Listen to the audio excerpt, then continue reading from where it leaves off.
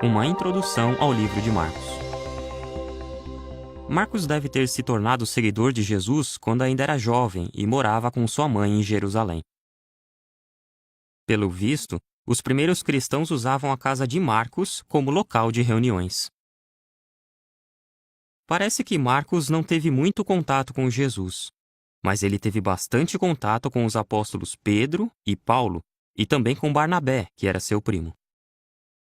Ele teve o privilégio de ajudar Paulo e Barnabé em seu trabalho missionário.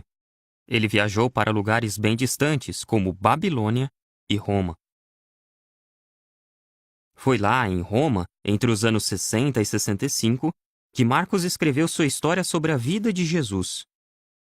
Seu livro foi o terceiro evangelho a ficar disponível para as congregações daquela época. Quase tudo o que Marcos escreveu aparece nos outros evangelhos, mas ele conta detalhes que mais ninguém registrou.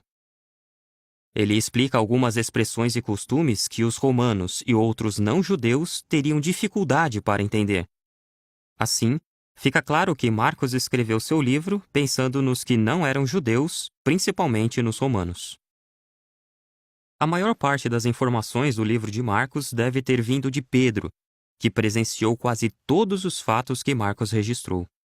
Isso deve ter ajudado Marcos a descrever bem os sentimentos e as ações de Jesus.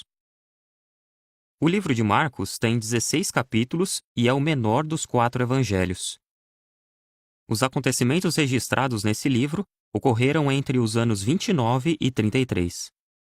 Os capítulos 1 a 10 começam com o ministério de João, o batizador, e com o batismo de Jesus. Depois, Marcos conta detalhes sobre o ministério de Jesus, que durou 3 anos e meio. Esses capítulos falam da escolha dos 12 apóstolos, dos milagres de Jesus e do carinho que ele tinha pelas pessoas.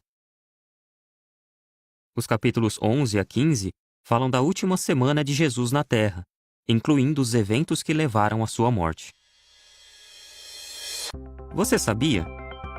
É provável que o jovem que fugiu deixando sua roupa para trás tenha sido o próprio Marcos. O último capítulo mostra que as primeiras pessoas a saber que Jesus tinha sido ressuscitado foram 3 mulheres fiéis. Ao ler o Evangelho de Marcos, veja como Jesus mostrou que tem poder sobre as doenças, a morte e as forças da natureza. Como ele tinha carinho pelas pessoas e se preocupava com elas. E como ele foi zeloso em cumprir a vontade do seu Pai. Tudo isso dá uma ideia de que tipo de rei Jesus será no reino de Deus.